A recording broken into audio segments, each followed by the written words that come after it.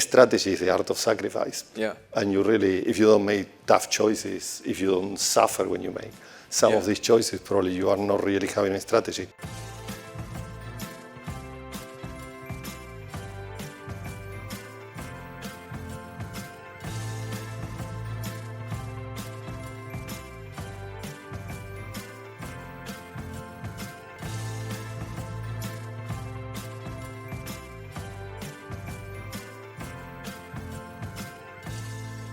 Talking about transformation.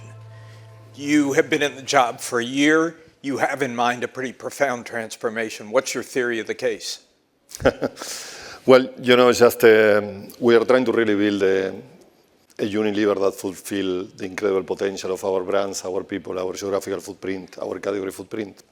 And we have been a bit of an inconsistent performer, and we have real pockets of excellence, but the performance has not been homogeneous across our categories, our brands, our geographies, So we are really sharpening the portfolio of Unilever, simplifying the company, making it easy to manage in a set of categories that really share significant foundations.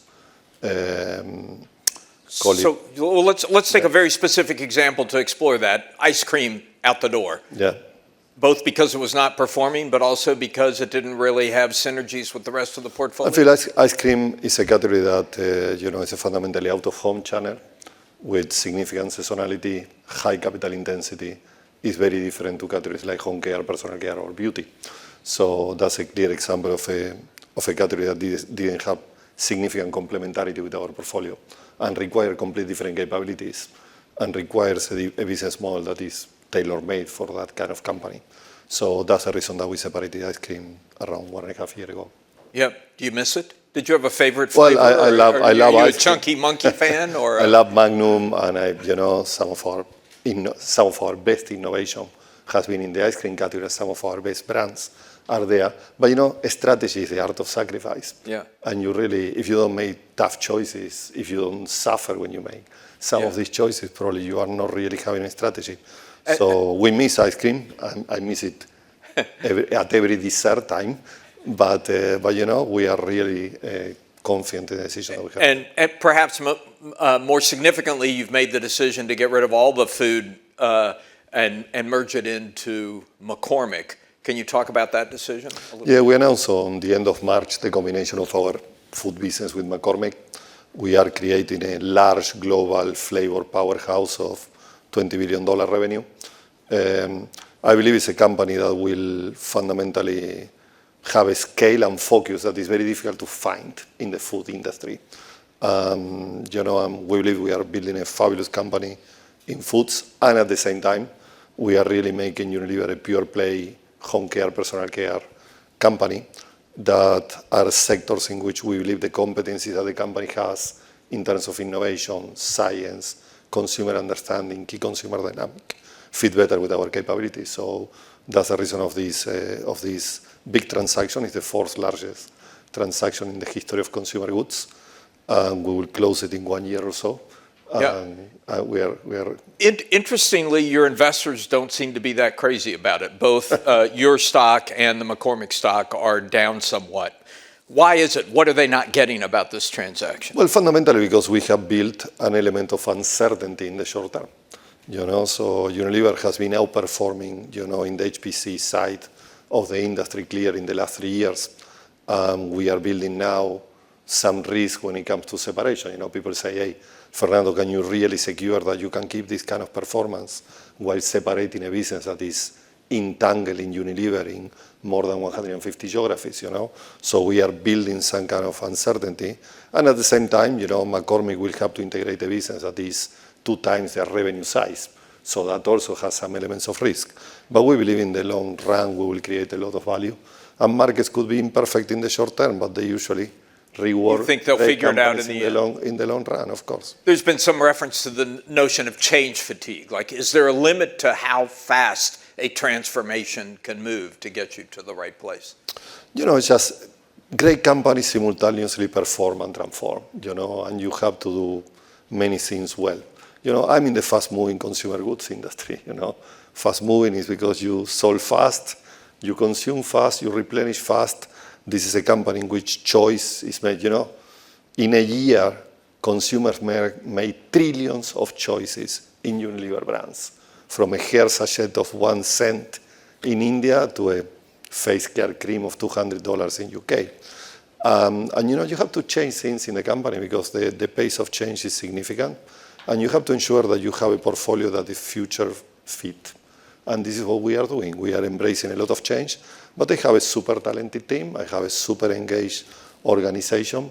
And I believe that the future for Unilever is brighter. Well, same question I asked Joaquin. Where are you in the transformation? If 1 is where you started and 10 is where you want to get to after year 1, how far along are you? Well, my mom used to say that 10 doesn't exist, So I believe, we are in the quality of what we do. I would say that we are now at 7 from 5 or 6 that we were. I feel in terms of the transformation we have done in terms of portfolio, I believe that we are entering now a period of stability for Unilever. This is the portfolio I was very keen on having, that the board was keen on having, the leadership team. Now I believe in terms of portfolio, we will enter into a period of stability. We will continue doing bolt-on acquisition, but we don't have any intention of making any kind of additional large transaction. And in terms of leadership also, there has been a lot of changes in Unilever in the last 5 years or so, and also we are entering into a period of stability. So I believe that, we have now to harvest what we have been seeding in the last few years. You have an activist investor, Nelson Peltz, obviously. I think he owns something like 30 million shares, is paying a lot of attention to it. How has that affected the transformation? Has that been helpful? Has it been harmful? Has it been not a big factor? How would you? Nelson is a super expert in the consumer sector, and we have an excellent relationship with him, and I feel he understands the industry very well. He understands the US very well. You talk to him frequently? Well, I meet the board 6 times a year, and, sometimes we have some interaction in the middle, but, it's somebody that I believe has helped to make Unilever better, and the same with all the changes we have made in the board. Just in the last 4 years, I feel we have 8 new members in the board, and 8 of 10, and 9 out of 11 in the leadership team. So there has been a lot of change in Unilever, and I feel Nelson has been a great contribution to the company. Part of that change is your predecessor held the job for less than 2 years. His predecessor held the job for only 4 years. How long do you intend to hold the job? No, it's just that's something that we will see in the future. But as I mentioned before, we are entering a period of stability. Big decision has been taken. We are very comfortable with the portfolio that we have built. I feel we are doing these changes from a position of strength. Our food business has been outperforming the industry. Our HPC business has been outperforming the industry. Better you change when you are in a position of stress than when you are in a position of weakness. So this is why we are doing this now. I want to talk a little bit about leadership. You have a huge company that you preside over. It's a 100-year-old company, 100,000 employees, 400 or so brands? Less today? 150, something like that. 150, but that's a. But we used to have 400. That's a lot of brands. That's obviously hard work. Where did you learn leadership? Where did you learn transforming large organizations? Did you have a coach? Did you have a mentor? Is there a particular book that was influential? Yeah, sometimes when you are in this kind of roles in the business sector, you tend to be very, silo in looking at business. I learn leadership every single week in many, many aspects of life. In life. In life, and I was, I'm from Argentina. The weekend, a rock star passed away in Argentina, and there was 1 million people in the funeral. And so 2% of the population of Argentina was there. And that guy basically was a great leader because he created cultural identity. Yeah. He created followership. Yeah. He created sense of belonging. And there are multiple examples. I'm a great football fan. I'm PSG, probably, Paris Saint-Germain has killed it in the last couple of years. After a period in which they invested billions and billions and billions in superstars without success, they changed completely a model to a one in which the team is more important than an individual, where, there is a coach there that has very, very clear beliefs and has make his team believe in these beliefs. So I learned leadership from many, many aspects of life. And, I try to. I love the sports example because we see it over and over again where the team with the great players loses to the team that's a great team. Yeah. How do you build that in a company with 100,000 employees? How do you create that kind of sense of common purpose? I feel, first of all, you have to reignite what the company is proud of. And I believe, Unilever has been a market-making company. I grew up in Argentina. Unilever was created in Argentina in 1926. I went to run the Philippines. It was created in 1927. I went to lead Brazil. It was created in 1928. So we have created the consumer goods sector in many, many companies around the globe. We have created many categories: the first shampoo, the first conditioner, the first enzymatic powder for laundry. So, and I believe this is what we talk about: the small actions, big difference. Every day. Yeah. We improve the life of billions of people. 4 billion people touch our products every single day. So this is the first thing that I'm trying to reignite, the pride of market making in Unilever.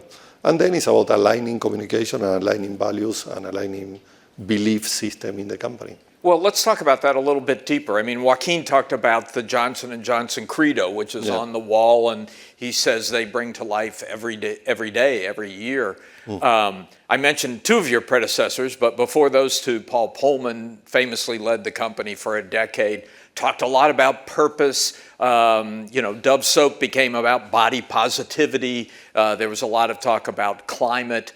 What is Unilever's purpose today? Dove is our biggest brand. A colleague of mine, basically in 2005, fundamentally found that the beauty industry and the fashion industry was creating a lot of stereotypes that were really affecting female self-esteem. And based on that, we have created an incredible brand.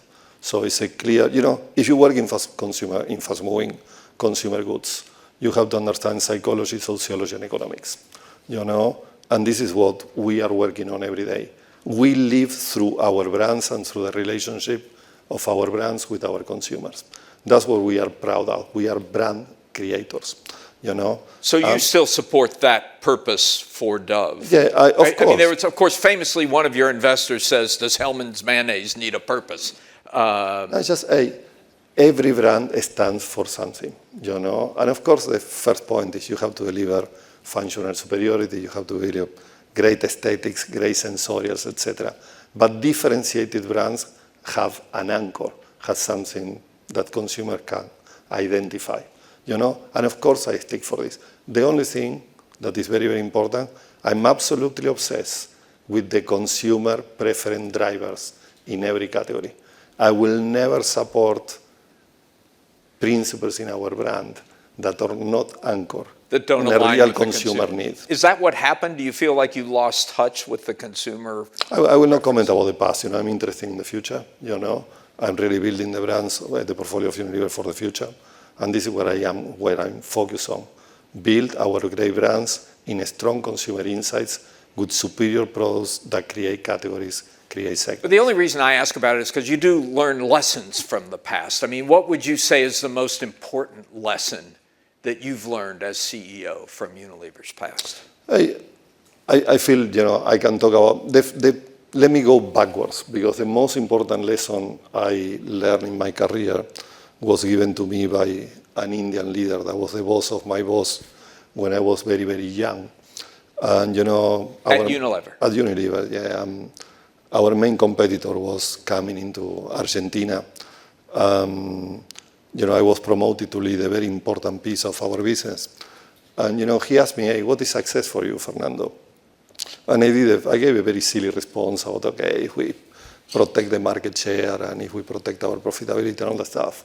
And he told me, he didn't allow me to finish. And he said, your success is the job of the 3,000 people that work in your factories. And I understood that day for whom I work. And I understood that performance is care. That the only way to give opportunities to our people to give development is to perform. And that's the most important lessons I learned in my career. And this is what I'm trying to build in the company now. Then particularly as CEO, I feel what I learn is how visible you are to your people.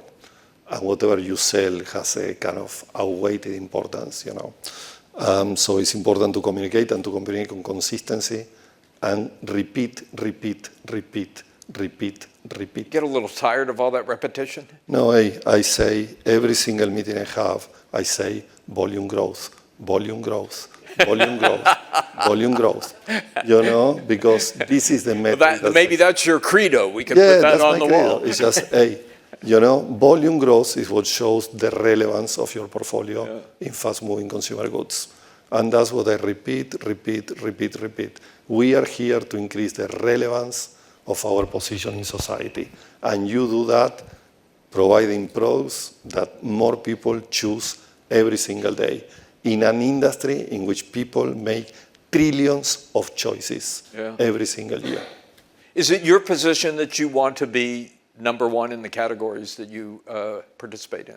I want to achieve leadership in categories that could be narrow or could be wide, but in which I can establish a position in which I have clear superiority that result in superior profits. Let's talk about technology. We've talked about it a lot with this group, but I wonder if you can talk about what it means to a consumer goods company. Where do you see AI changing the value equation? Of course, every company in consumer goods will adopt AI for productivity, but what I'm fundamentally interested is in the impact of AI in demand creation. Marketing. So AI is already reducing our innovation cycle time dramatically. 5 years ago, 80% of the job in a lab in Unilever was physical. Today, 80% of the job is modeling. I have 50,000 active patents. I have more than 50 million of data points from consumer lab data, and I can model now 10,000 scenarios in seconds. And this is basically shortening our innovation. Sped up the innovation? Yeah, the speed of innovation. It used to take 2-3 years to launch something in the market. Now we can do it in 8 months, 10 months. But fundamentally, the big change of AI is that we'll intermediate the discovery of our brands and the choice of our brands. More search through LLM fundamentally, will fundamentally alter how do we relate with the consumer. And how do you do that? How do you make sure that you turn up top in the LLM? Well, investing heavily up front, and I have now 20 markets in which I'm monitoring the position of 50 Unilever brands in LLM search.